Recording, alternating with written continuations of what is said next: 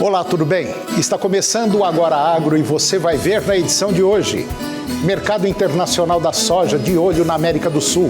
Mercado financeiro manteve a estimativa para a taxa de câmbio ao final deste ano na casa dos R$4. China e Estados Unidos pertinho de um final feliz. Mercado do boi gordo está mais calmo. Até quando? Ninguém sabe. Vamos falar sobre o PROAGIR, Programa Agro Gestão Integrada de Riscos, lançado pelo Ministério da Agricultura. Vamos falar também sobre o balanço dos investimentos em novembro e sobre os Estados Unidos que vão tarifar novamente o aço e o alumínio do Brasil e da Argentina. O Agora Agro já está começando.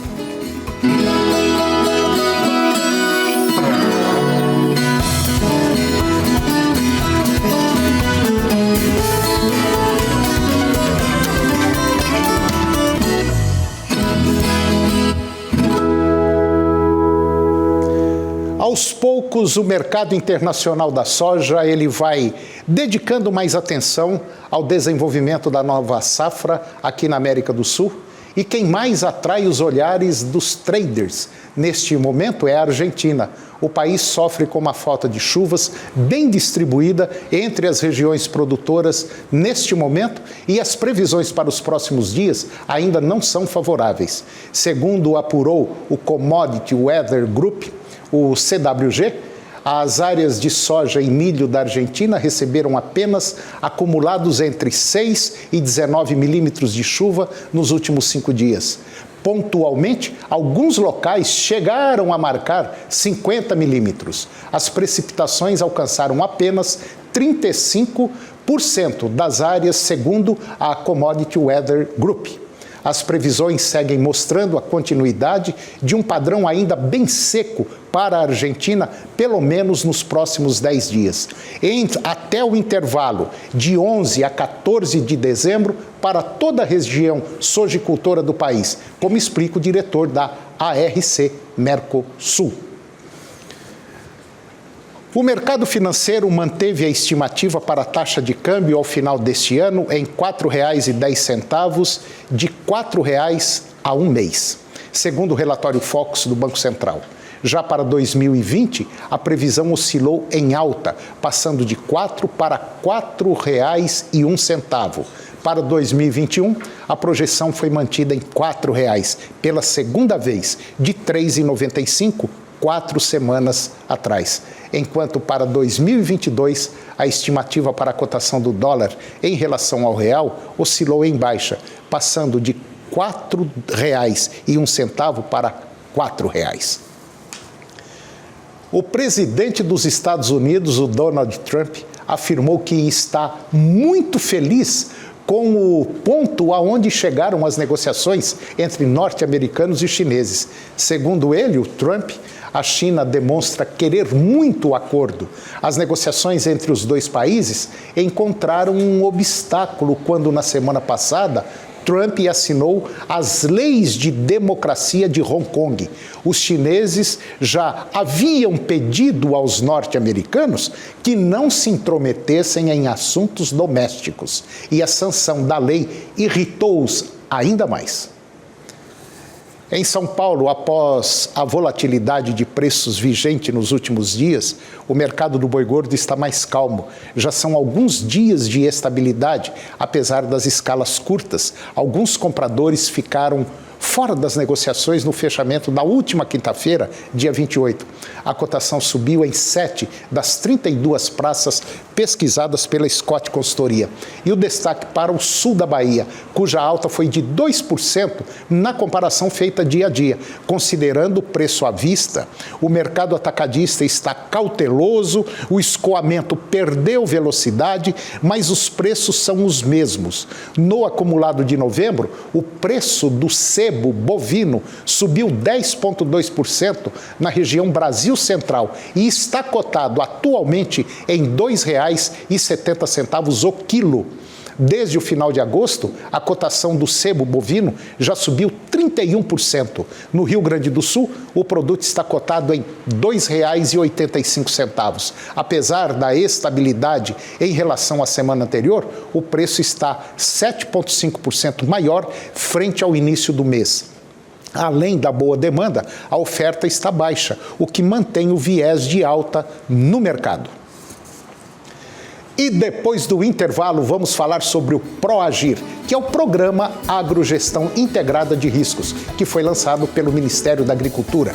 Vamos falar também sobre um evento importante sobre a pecuária de corte e também sobre o balanço dos investimentos em novembro deste ano e sobre os Estados Unidos que vão tarifar novamente o aço e o alumínio do Brasil e da Argentina.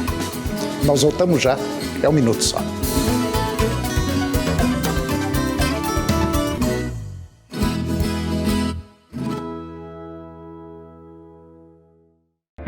No portal Pai Eterno, você tem acesso ao conteúdo oficial do Santuário Basílica de Trindade. Confira notícias sobre a devoção ao Divino Pai Eterno, acenda uma vela da fé e muito mais. Acesse paieterno.com e faça parte desta família de amor.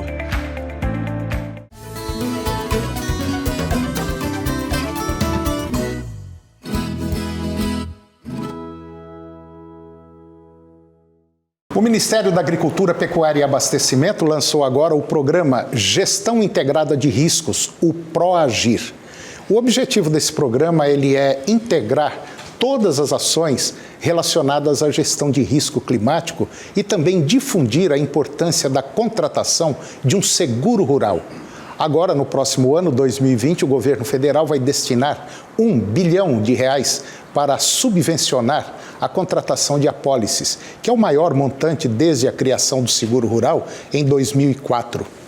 O PROAGIR, ele prevê a reestruturação e aperfeiçoamento das seguintes ações: Programa de Subvenção do Prêmio do Seguro Rural, o PSR, Programa de Garantia da Atividade Agropecuário PROAGRO, Garantia Safra e Zoneamento Agrícola de Risco Climático, o ZARC. E agora, na conversa com a analista da Scott Consultoria, você vai ficar por dentro do mercado do boi gordo. Confira. Olá a todos, eu sou Juliana Pilas, zootecnista e analista de mercado da Scott Consultoria e hoje trago informações sobre como o mercado do boi gordo iniciou esse mês de dezembro. Bom, o mercado iniciou a primeira semana do mês mais calmo após semanas de volatilidade. Esse cenário ele era esperado tendo em vista, entre outras razões, a dificuldade do escoamento da carne no mercado interno. Com relação às escalas de abate, o lento escoamento no mercado interno permitiu às indústrias alongarem as programações de abate. Em São Paulo, elas estão em torno de 6 dias. Com as escalas um pouco melhores, os compradores eles estão menos agressivos e, em muitos casos, oferecendo preços menores pela arroba do boi gordo. Apesar do volume de negócios mais conservado, a oferta de boiadas continua limitada, o que deixa pouco espaço para regressões de preços expressivas. Além disso, vale lembrar que estamos no início do mês, quando a demanda por carne vermelha melhora. Bom, por hoje é isso. Muito obrigada pela sua atenção e até a próxima. Eu vou conversar agora com Vanessa Barbosa. A Vanessa ela é zootecnista e ela é responsável técnico da ABCZ, que é a Associação Brasileira de Criadores de Zebu. E nós vamos falar de um tema interessante que vai acontecer agora, nesses próximos dias, numa cidade do interior aqui do estado de Goiás, em Piracanjuba. Vanessa Barbosa, é um prazer tê-la aqui no nosso programa para falar de um evento importante como esse que vai acontecer. Muito obrigado pela sua presença. Bom dia, Toninho. Então, essa feira que vai acontecer em Piracanjuba é mais uma feira nossa do Progenética, né, que é um programa que a BCZ está implantando aqui no estado de Goiás com parceria do governo, da Emater, dos sindicatos, e o objetivo é levar touros de qualidade genética para pequenos e médios produtores, visando melhorar a produção de bezerro de leite nessas propriedades. Então nós vamos ter animais de corte, leite ou só leite? De corte e leite, animais zebu. Lá estarão disponibilizados 40 animais, sendo a raça Nelore, a padrão e mocho, né?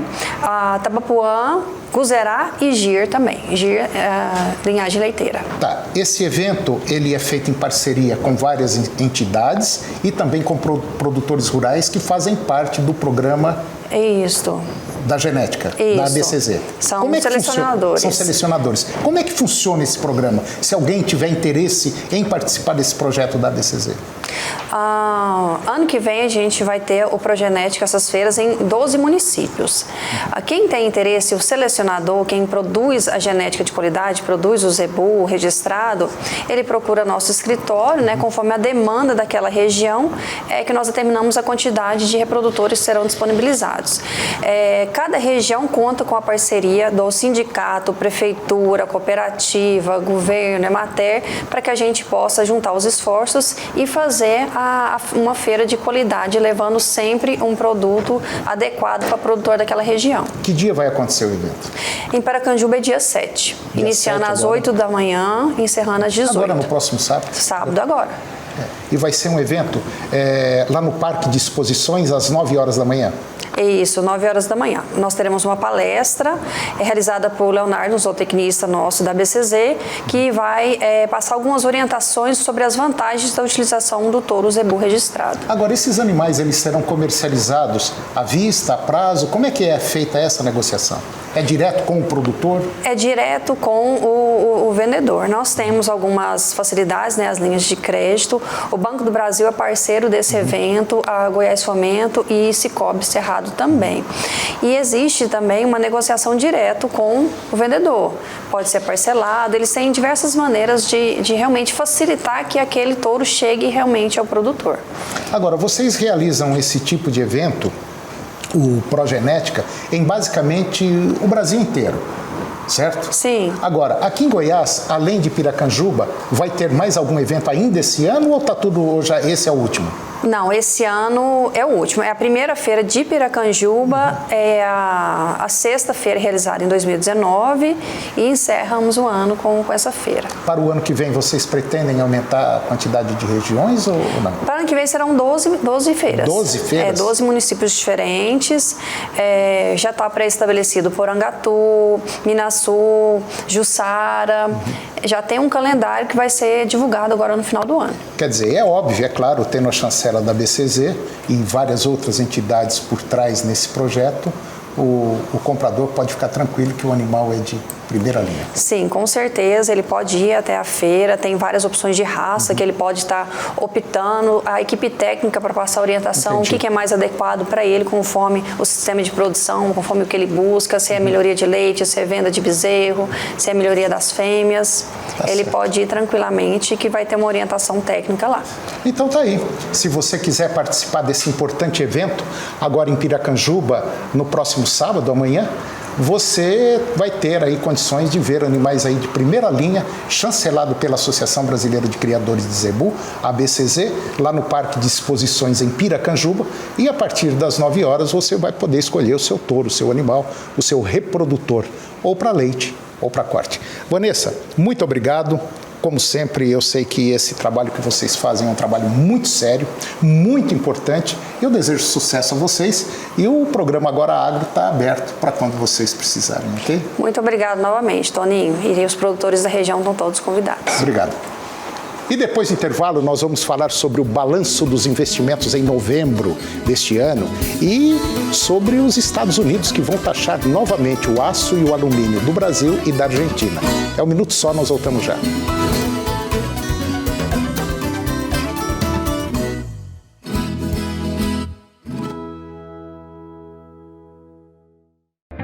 No portal Pai Eterno, você tem acesso ao conteúdo oficial do Santuário Basílica de Trindade.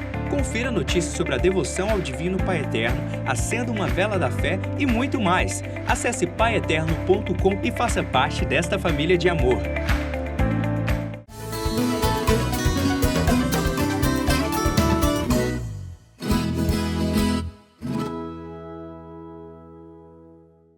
Eu vou conversar agora com Luiz Antônio de Brito, especialista em mercado de commodities da Cerrado Corretora, e nós vamos falar de um tema muito interessante. Nós vamos dar uma visão geral do que está acontecendo no mundo, Estados Unidos, China, agora Argentina, Brasil, Estados Unidos, enfim, são temas atualíssimos e que eu tenho certeza absoluta que você tem que ficar por dentro do que está acontecendo. Luiz Antônio, mais uma vez, muito obrigado pela sua participação no nosso programa, é um prazer tê-lo aqui, para a gente discutir temas muito importantes. Eu agradeço, um abraço aí a todos os amigos aí do programa Agora Agro. Luiz, vamos começar falando sobre investimentos. vamos falar sobre o mês de novembro. Como é que foram os investimentos em 2019? Pois é, Antônio, nós tivemos aí os investimentos na Bolsa, que foram gerados sobre o Ibovespa, o CDI, a poupança, alguns investimentos aí em fundos imobiliários, e nós tivemos aí uns índices que são interessantes, né, para a gente poder mostrar para... Você até preparou o material, né? Preparei e a gente vai mostrar aqui alguns índices aqui, como foi os investimentos em novembro, né, Antônio? Se você observar o índice Bovespa, que é o índice da Bovespa, você vê que, mesmo modestamente, nós crescemos ali mais 0,95, quase 1%, estou falando dentro do mês de novembro, né? O IFIX, que é um índice definido pela Bolsa para calcular os valores de variação dos fundos imobiliários, ele trabalhou aí com mais de 3,52 dentro do mês de novembro. E o dólar, que patinou em outubro, que perdeu valor ali, ele estava com 3,49 de alta em outubro, agora já em novembro nós fechamos com 5,49. E a poupança, que é o investimento onde a maioria da população brasileira tem os seus investimentos, ficou aí na ordem de mais 0,29. E o CDI, né, o Certificado de Depósito Interbancário, ele está com 0,38, que ele é lastreado bastante a Selic. Você observa, Antônio, que aí a poupança foi um investimento que perdeu em algumas situações aí para vários investimentos da renda fixa, né? E alguns investimentos da renda variável ali mostrou algumas opções melhores de investimentos para quem está com dinheiro aí na bolsa, né? Quer dizer, quem investiu em dólar no mês de novembro ganhou dinheiro. Quem comprou dólar no dia 1º de novembro e fechou o mês de novembro dentro do dólar, ganhou 5,49 na variação cambial, né? Quase 5,50. Então, significa dizer o seguinte, que a poupança foi o pior dos investimentos dentro desse quadro que você mostrou, foi o pior investimento. Foi o pior investimento para quem é mais conservador, né? Porque quem é mais arrojado e que busca um investimento com mais riscos, que nós mostramos de tanto o dólar quanto os fundos imobiliários, são investimentos que têm um certo grau de risco maior, né? Então, é o perfil de cada investidor, né, Antônio? Mas, Luiz, o que acontece também é o seguinte, muita gente ainda aposta na poupança por talvez falta de conhecimento de outras ferramentas, de outros tipos de investimento. Porque investimento tem vários. Exato. Quer dizer, é só você ir ao seu banco, por exemplo, conversar com o gerente, você vai ver que tem muita coisa. Mas a turma, infelizmente, o brasileiro já é tradição, ele não acredita. Principalmente em bolsa. Ele já ouviu tanta gente quebrar em bolsa, que ele não acredita nisso. E está aí o dólar provando, mostrando que o mês de novembro a poupança deu 0,2%, e o dólar quase 5,5%. É uma diferença considerável. Bom, Luiz, tem um outro ponto que eu gostaria de comentar, é sobre o presidente dos Estados Unidos, o Trump.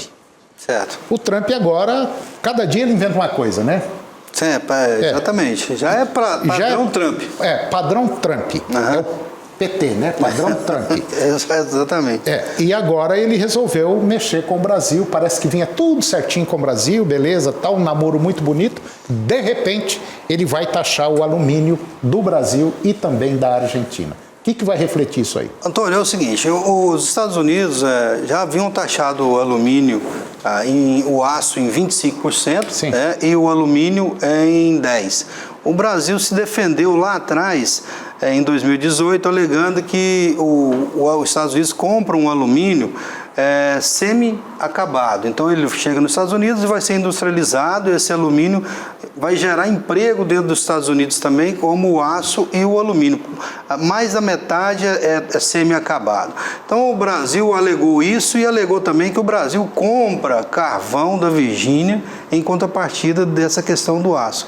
Só que o que acontece? A aproximação do Brasil com a China, que é o grande mercado internacional, criou um certo ciúme, uma certa mágoa aí no governo americano e mostrou o seguinte, mostrou que em negócios, em matéria de negócio, em matéria de família, em matéria pessoal, em matéria de sentimento, é uma coisa. Quando você vai para a questão negocial, a questão de você defender os interesses de um país, de uma nação, a sua visão tem que mudar e você tem que ter um certo pragmatismo negocial. Então não tem muita coisa de amizade, de relacionamento. Os Estados Unidos é um país extremamente prático, né?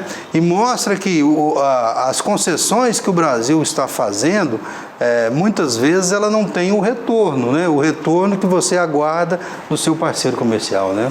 Inclusive você até preparou um material também, um cartaz sobre essa situação. Isso. Na verdade, o americano é o seguinte, ele olha o lado dele. Isso. O problema é seu, o problema dele é outra coisa. E o que nós deveríamos fazer, né? Deveríamos fazer a mesma coisa. Você vê o Brasil ali, o que o Brasil concedeu para os Estados Unidos para ter um namoro mais ou menos ali, de você levar a namorada no cinema, né?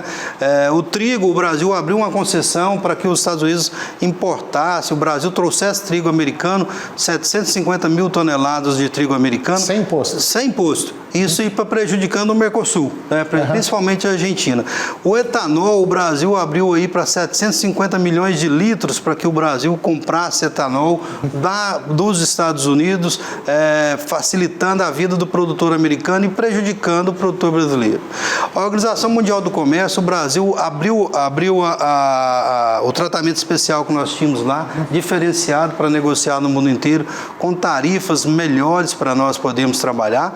Ele abriu mão disso para que uma possibilidade de que o Brasil entrasse na OMC. Os vistos americanos que foram liberados, o Brasil abriu vistos sem a reciprocidade de outros países para que qualquer americano entre no Brasil sem vistos, e ele fez isso também com a Austrália, com o Japão e o Canadá. Quer dizer, o Brasil deu com a mão, esperou com a outra e a mão ficou vazia. E para o lado de lá, na outra coluna, quando você olha as concessões, ou talvez alguma coisa que os Estados Unidos poderiam conceder para o Brasil, ele prometeu o Brasil entrar na OCDE, que é a Organização para a Cooperação e Desenvolvimento Econômico, e, na verdade, aí no final ele acabou apoiando ali a Argentina e a Romênia e falou que o Brasil estava numa fila de espera, né? Essa fila é uma fila muito parecida com o SUS e não sabe se vai chegar a hora de se usar isso. Na OTAN, que é a Organização do Tratado do Atlântico Norte, que é considerada aí, o Brasil entrou como um aliado preferencial da OTAN. O que o Brasil adquiriu nisso aí foi a possibilidade de comprar armamentos americanos, né? Então, a gente acredita também que não foi lá essas coisas. Na questão da carne, que nós observamos ali, está relacionado ao trigo, nós falamos aqui, Antônio, porque o Brasil não liberou muito rápido o trigo, os Estados Unidos foi e cortou a questão da importação da carne. Então, esses detalhes, e mostra o seguinte: nós temos que mudar a nossa política internacional, nossa questão de relacionamento com outros países e ter um ponderamento mais firme, mais pessoal, como Estado, né? Às vezes a gente tenta aproximar, manter um relacionamento que é vantajoso com vários países, mas todo mundo ali está envolvido, Antônio, está defendendo os seus direitos. Mas isso é óbvio. E claro.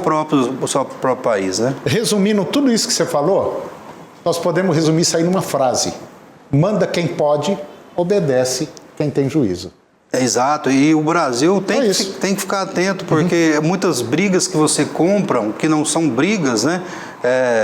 Nós devemos mais ficar observando do que tentar meter a colher em coisas que nós não somos chamados, né? O Brasil ainda é muito amador em negociação internacional. E está parecendo que nesse momento nós somos mais amadores ainda. É verdade. Luiz, e tem um outro tema interessante, que é a variação de preços das commodities agrícolas agora no mês de novembro. Que é um outro material que você preparou também. Exatamente. Nós temos aí um novembro sensacional, aí, principalmente para o boi, né? Foi o boom do boi. Antônio, nós falamos lá na carne que os Estados Unidos passou a rasteira na gente, deu uma cortada feia na gente lá que não comprou nossa carne. Agora você imagina se ele estivesse comprando nossa carne. Aquele traço em verde. Ali a carne subindo 36% aí nesse período aí de novembro, né? Quer dizer, o boi subindo, aí você tem o milho ali também que cresce um pouquinho, 15%. O milho é vermelho. O bezerro, 15% ali no azul. E você vê a soja que patilhou um pouquinho, que a soja ficou em 3%. Se você vê o boi, é bom eu chamar o telespectador para ele observar. Se vê o boi ali, nós estamos reclamando que os Estados Unidos cortou realmente, não comprou nossa carne, mas se os Estados Unidos estivesse levando nossa carne... Não tinha carne no Brasil. Aquele gráfico ali poderia sair da sua televisão, ali, na questão de subindo. É verdade. Ali. Então, nós temos o boi subindo ali quase 36% em novembro, o bezerro e o milho próximo de 15%, Antônio, e a soja ali, soja patinou. em torno de 3% ali que ficou nisso. Mostra que as commodities ainda estão atreladas muito ao câmbio, né? É verdade. Ao câmbio. E voltando lá ao Trump, quando ele reclamou do Brasil em relação ao ferro, ele alega que há uma desvalorização da moeda brasileira e da moeda argentina propositadamente. Propositalmente. E aí facilita a entrada de produtos brasileiros, principalmente na China, e prejudica o produtor americano, né? E você pode observar que o Brasil imediatamente já começou a vender moeda nos leilões para ver se baixa um pouquinho, para ver se acalma o mercado. O mercado e principalmente o homem lá da Casa Branca, né? É verdade. Luiz, mais uma vez, obrigado pelas suas explanações aqui, foram excelentes. Eu acho que deu para ter uma ideia do que está acontecendo, não só no Brasil como no mundo.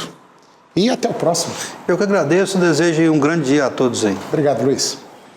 E o programa de hoje chegou ao fim e eu termino com a seguinte frase: viver é a coisa mais rara do mundo. A maioria das pessoas só existe. Um grande abraço, muito obrigado, que Deus os abençoe e até o próximo programa.